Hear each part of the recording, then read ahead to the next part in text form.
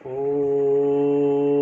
भूर्भुवः स्वः तत्सवितुर्वरेण्यं भर्गो देवस्य धीमहि धियो यो नः प्रचोदयात्। ॐ शान्ति शान्ति शान्तिः। ॐ सहना भवतु सहनौ भुनक्तु सह वीर्यं करवावहै तेजस्विनावधीतमस्तु मा विद्विषावहै। ॐ शान्ति शान्ति शान्तिः। श्रुतिस्मृतिपुराणानाम् आलयं करुणालयं नमामि भगवत्पाद शङ्करं लोकशङ्करं शङ्करं शङ्कराचार्यं केशवं बादरायणं सूत्रभाष्यकृतौ वन्दे भगवन्तौ पुनः पुनः। ॐ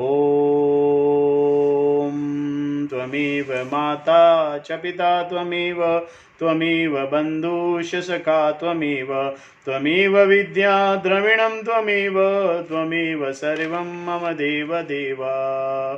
ओम भगवान श्री कृष्ण शरणं मम श्री कृष्ण शरणं मम। देव ऋषि नारद भगवान की जय हो। श्री सूत जी महाराज की जय। श्री शौनक आदि ऋषियों की जय। भगवान नारद देव ऋषि नारद भगवान की जय हो। श्री सुखदेव भगवान की जय हो। व्यास जी महाराज की जय हो। शंकराचार्य भगवान की जय हो। स्वामी चिन्मयानंद भगवान की जय हो। स्वामी दयानंद भगवान की जय हो। स्वामी प्रबुद्धानंद भगवान की जय हो। माता पिता की जय हो। सभी गुरु देवताओं की जय हो। श्री कृष्ण गोविंद हरे मुरारी हे नाथ नारायण वासुदेवा। ओम नमो भगवते वासुदेवाय। ओम नमो भगवते वासुदेवाय। श्रीमद्भगवत महापुराण तृतीय स्कंद पहला अध्याय। कल हमने दूसरा अध्याय संपन्न किया था और फिर कथा को विराम दिया था। आज हम तीसरा अध्याय करेंगे। उद्धव जी की विदुर जी से भेंट। श्री सुखदेव भगवान ने कहा, परीक्षित, जो बात तुमने पूछी है वही पूर्व काल में अपने सुख समृद्धि से पूर्ण घर को छोड़कर वन में आए हुए विदुर जी ने भगवान मैत्री जी से पूछी थी। जब सर्वेश्वर भगवान श्री कृष्ण पांडवों के दूत बनकर गए थे तब वह दुर्योधन के महल को छोड़कर उसी विदुर जी के घर को अपना समझकर बिना बुलाए चले गए थे। राजा परीक्षित ने पूछा, प्रभु यह तो बतलाइए कि भगवान मैत्रेय के साथ विदुर जी का समागम कहाँ और किस समय हुआ था। पवित्र आत्मा विदुर ने महात्मा मैत्रेय जी से कोई साधारण प्रश्न नहीं किया होगा, क्योंकि उसे तो मैत्रेय जी जैसे साधु शिरोमणि ने अभिनंदन पूर्वक उत्तर देकर महिमान्वित किया था। सूत जी कहते हैं, सर्वज्ञ सुखदेव जी ने राजा परीक्षित के इस प्रकार पूछने पर अति प्रसन्न होकर कहा, सुनो। श्री सुखदेव भगवान कहने लगे, परीक्षित, यह उन दिनों की बात है जब अंधे राजा धृतराष्ट्र ने अन्याय पूर्वक अपने दुष्ट पुत्रों का पालन पोषण करते हुए अपने छोटे भाई पांडु के अनाथ बालकों को लाक्षा भवन में भेजकर आग लगवा दी। और जब उनकी पुत्र वधू और महाराज युधिष्ठिर की पटरानी द्रौपदी के केश दुशासन ने भरी सभा में खींचे, उस समय द्रौपदी की आंखों से आंसुओं की धारा बह चली और उस प्रवाह से उसके वक्ष स्थल पर लगा हुआ केसर भी बह चला। किंतु धृतराष्ट्र ने अपने पुत्रों को उस कुकर्म से नहीं रोका। दुर्योधन ने सत्यपरायण और भोले भाले युधिष्ठिर का राज्य जुए में अनायास ही जीत लिया और उन्हें वन में निकाल दिया। किंतु वन से लौटने पर प्रतिज्ञा अनुसार जब उन्होंने अपना राज्य न्यायोचित पैतृक भाग मांगा, तब भी मोहवश उन्होंने उन अजात शत्रु युधिष्ठिर को उनका हिस्सा नहीं दिया। महाराज युधिष्ठिर के भेजने पर जब जगत गुरु भगवान श्री कृष्ण ने कौरवों की सभा में हित भरे सुमधुर वचन कहे, जो भीष्म आदि सज्जनों को अमृत से लगे, पर कुरुराज ने उन कथनों को भी कुछ भी आदर नहीं दिया। देते कैसे, उनके तो सारे पुण्य नष्ट हो चुके थे। फिर जब सलाह के लिए विदुर जी को बुलाया गया, तब मंत्रियों में श्रेष्ठ विदुर जी ने राजभवन में जाकर बड़े भाई धृतराष्ट्र के पूछने पर उन्हें वह सम्मति दी जिसे नीति शास्त्र को जानने वाले पुरुष विदुर नीति कहते हैं। उन्होंने कहा, महाराज, आप अजात शत्रु महात्मा युधिष्ठिर को उनका हिस्सा दे दीजिए। वे आपके स्नेह योग्य अपराध को भी सह रहे हैं। भीम रूप काले नाग से तो आप भी बहुत डरते हैं। देखिए, वह अपने छोटे भाइयों के सहित बदला लेने के लिए बड़े क्रोध में फुंकार मार रहा है। आपको पता नहीं, भगवान श्री कृष्ण ने पांडवों को अपना लिया है। वे यदुवीरों के आराध्य देव इस समय अपनी राजधानी द्वारकापुरी में विराजमान हैं। उन्होंने पृथ्वी के सारे बड़े राजाओं को अपने अधीन कर लिया है तथा ब्राह्मण और देवता भी उन्हीं के पक्ष में हैं। जिसे आप पुत्र मानकर पाल रहे थे, जिसकी हाँ में हाँ मिलाते जा रहे हैं, उस दुर्योधन के रूप में तो मूर्तिमान दोष ही आपके घर में घुसा बैठा है। यह तो साक्षात भगवान श्री कृष्ण से द्वेष करने वाला है। इसी के कारण आप भगवान श्री कृष्ण से विमुख होकर श्रीहीन हो रहे हैं। अतएव यदि आप अपने कुल की कुशल चाहते हैं तो इस दुष्ट को तुरंत ही त्याग दीजिए।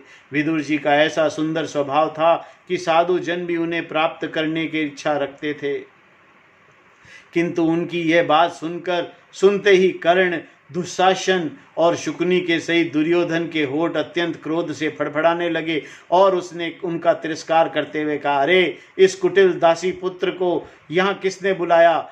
ये जिसके टुकड़े खाकर जीता है उन्हीं के प्रतिकूल होकर शत्रु का काम बनाना चाहता है। इसके प्राण तो मत लो, परंतु इसे हमारे नगर से तुरंत बाहर निकाल दो। भाई के सामने ही कानों में बाण के समान चलने वाले इन अत्यंत कठोर वचनों से मर्मत होकर विदुर जी को कुछ बुरा न माना और भगवान की माया को प्रबल समझकर अपना धनुष राजद्वार पे रखकर वह हस्तिनापुर से चल दिए। कौरवों को विदुर जैसे महात्मा बड़े पुण्य से प्राप्त हुए थे। वे हस्तिनापुर से चलकर पुण्य करने की इच्छा से भूमंडल में तीर्थपाद भगवान के क्षेत्रों में विचरने लगे, जहाँ श्री हरि, ब्रह्म, रुद्र, अनंत आदि अनेकों मूर्तियों के रूप में विराजमान हैं। जहाँ जहाँ भगवान की प्रतिमाओं से सुशोभित तीर्थ स्थान, नगर, पवित्र वन, पर्वत, निकुंज और निर्मल जल से भरे हुए नदी सरोवर आदि थे, उन सभी स्थानों में वे अकेले ही विचरते रहे। वे अवधूत वेश में स्वच्छंदता पूर्वक पृथ्वी पर विचरते रहे, जिससे आत्मीय जन उन्हें पहचान न सके। वे शरीर को सजाते न थे, पवित्र और साधारण भोजन करते, शुद्ध वृत्ति से जीवन निर्वाह करते, प्रत्येक तीर्थ में स्नान करते, जमीन पर सोते और भगवान की प्रसन्न करने वाले व्रतों का पालन करते रहते थे। इस प्रकार भारतवर्ष में विचरते विचरते जब तक प्रभास क्षेत्र में पहुंचे, तब तक भगवान श्री कृष्ण की सहायता से महाराज युधिष्ठिर पृथ्वी का एक छत्र राज्य, अखंड राज्य करने लगे थे। वहां उन्होंने अपने कौरव बंधुओं का विनाश का समाचार सुना, जो आपस की कलह के कारण परस्पर लड़ भिड़कर उसी प्रकार नष्ट हो गए थे, जैसे अपनी ही रगड़ से उत्पन्न हुई आग से बांसों का सारा जंगल जल कर खाक हो जाता है। यह सुनकर वह शोक करते हुए चुपचाप सरस्वती के तीर पर आए। वहां उन्होंने त्रित, उष्णा, मनु, पृथु, अग्नि, अस्ति, वायु, सुदास, गौ, ग्रह और ऋषभ और राबदेव के नामों से प्रसिद्ध 11 तीर्थों का सेवन किया। इनके सिवा पृथ्वी में ब्राह्मण और देवताओं को स्थापित किए हुए जो भगवान विष्णु के और भी अनेकों मंदिर थे, जिनके शिखरों पर भगवान के प्रधान आयुध चक्र का चिन्ह थे, जिनके दर्शन मात्र से श्री कृष्ण स्मरण हो आता था, उनका भी सेवन किया। वहां से चलकर वह धन धान्य पूर्ण सौराष्ट्र, सौवीर, मत्स्य और कुरु, जांगाल आदि देशों में होते हुए जब कुछ दिनों में यमुना तट पर पहुंचे, तब वहां उन्होंने परम भागवत उद्धव जी का दर्शन किए। वे भगवान श्री कृष्ण के प्रख्यात सेवक और अत्यंत शांत स्वभाव थे। वे पहले बृहस्पति जी के शिष्य रह चुके थे। विदुर जी ने उन्हें देखकर प्रेम से गाढ़ आलिंगन किया और उनसे अपने आराध्य भगवान श्री कृष्ण और उनके आश्रित अपने स्वजनों का कुशल समाचार पूछा। विदुर जी कहने लगे, उद्धव जी, पुराण पुरुष बलराम जी और श्री कृष्ण अपने ही नाभि कमल से उत्पन्न हुए ब्रह्मा जी की प्रार्थना से इस जगत में अवतार लिया है। वे पृथ्वी का भार उतार कर सबको आनंद देते हुए अब श्री वसुदेव जी के घर कुशल से रह रहे हैं ना। प्रियवर, हम कुरुवंशियों के परम सुहृद और पूज्य वसुदेव जी, जो पिता के समान उदारता पूर्वक अपनी कुंती आदि बहनों को उनके स्वामियों को संतोष कराते हुए उनकी सभी मनचाही वस्तु देते आए हैं, आनंद पूर्वक हैं ना। प्यारे उद्धव जी, यादवों के सेनापति वीरवर प्रद्युम्न जी तो प्रसन्न है ना। जो पूर्व जन्म में कामदेव थे तथा जिन्हें देवी रुक्मिणी जी ने ब्राह्मणों की आराधना करके भगवान से प्राप्त किया था। सात्वत, वृष्णि, भोज और दाशरविंशी यादवों के अधिपति महाराज उग्रसेन तो सुख से हैं ना, जिन्होंने राज्य पाने की आशा का सर्वथा परित्याग कर दिया था, किंतु कमल नयन भगवान श्री कृष्ण ने जिन्हें फिर से राज सिंहासन पर बैठाया। सौम्य अपने पिता श्री कृष्ण के समान समस्त रथियों में अग्रगण्य श्री कृष्ण तन्य सांब सकुशल तो है ना। यह पहले पार्वती जी के द्वारा गर्भ में धारण किए हुए स्वामी कार्तिकेय हैं। अनेकों व्रत करके जामवंती ने इन्हें जन्म दिया था। जिन्हें अर्जुन के रहस्य युक्त धनुर्विद्या की शिक्षा पाई है, वे सात्यकी तो कुशल पूर्वक हैं। वे भगवान श्री कृष्ण की सेवा से अनायास ही भगवजनों की उन महान स्थिति पर पहुंच गए हैं जो बड़े बड़े योगियों को भी दुर्लभ है।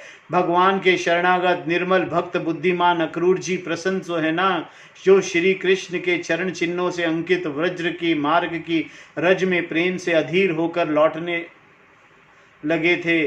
भोजवंशी देवकी के पुत्र देवकी जी अच्छी तरह, देवक की पुत्री देवकी जी अच्छी तरह है ना, जो देव माता अदिति के समान ही साक्षात विष्णु भगवान की माता हैं।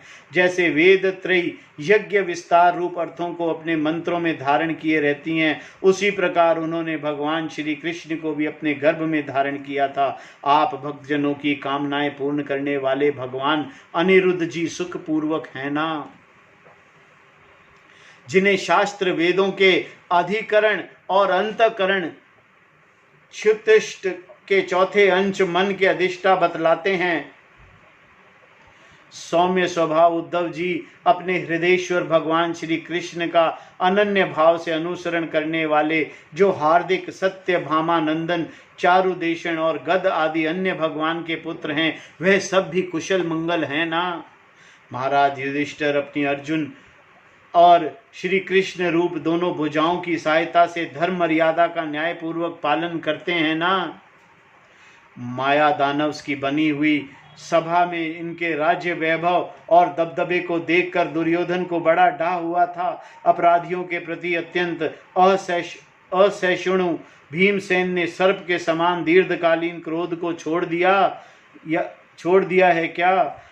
जब वे गदा युद्ध में तरह तरह के पैतरे बदलते थे, तब उनके पैरों के धमक से धरती डोलने लगती थी। जिनके बाणों से जाल में छिपकर किरात वेशधारी अतएव किसी की पहचान में न आने वाले भगवान शंकर प्रसन्न हो गए थे, वे रथी और युद्धपतियों के सुयश बढ़ाने वाले गांडीवधारी अर्जुन तो प्रसन्न है ना।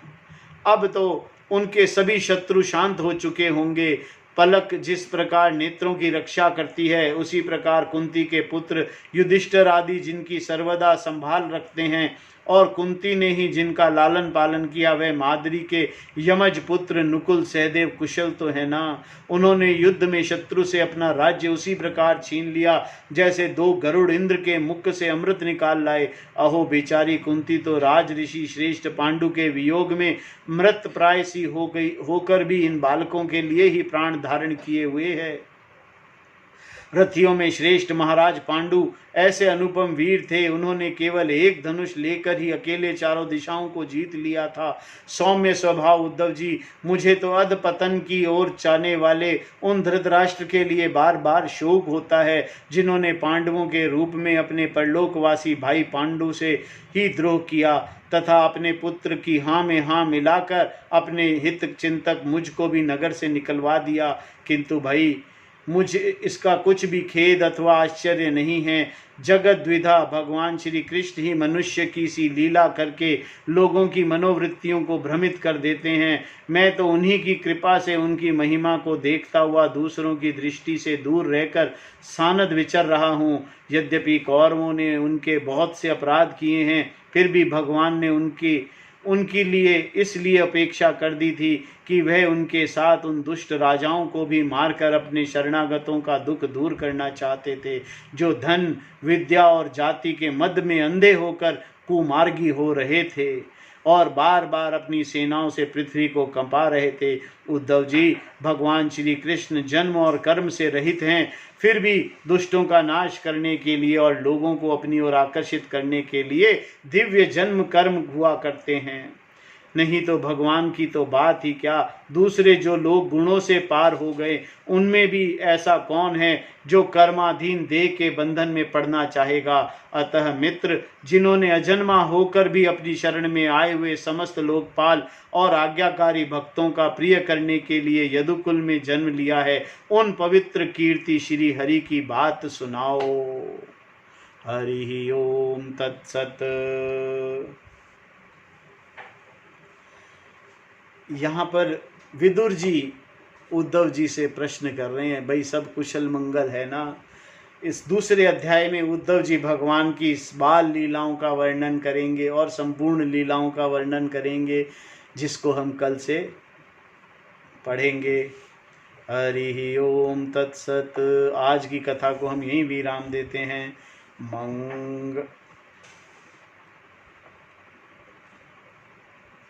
ओम नमो भगवते वासुदेवाय। ओम नमो भगवते वासुदेवाय। ओम नमो भगवते वासुदेवाय। ओम नमो भगवते वासुदेवाय। ओम नमो भगवते वासुदेवाय। ओम नमो भगवते वासुदेवाय। आरती अति पावन पुराण की, धर्म भक्ति विज्ञान खान की। आरती अति पावन पुराण की, धर्म भक्ति विज्ञान खान की। महापुराण भागवत निर्मल शुक मुख विगलित निगम कल्प फल, परमानंद सुधारसमय कल लीलारति रस रस निधान की। आरती अति पावन पुराण की, धर्म भक्ति विज्ञान खान की। कलिमल मथनि त्रिताप निवारिणी, जन्म मृत्युमय भव भयहारिणी। सेवत सतत सकल सुखकारिणी, सौमौषधि हरिचरित गान की। आरती अति पावन पुराण की, धर्म भक्ति विज्ञान खान की। विषय विलास विमोह विनाशिनी, विमल विराग विवेक विकासिनी। भगवत तत्व रहस्य प्रकाशिनी, परम ज्योति परमात्म ज्ञान की। आरती अति पावन पुराण की, धर्म भक्ति विज्ञान खान की। परमहंस मुनि मन उल्लासिनी, रसिक हृदय रस रास विलासिनी।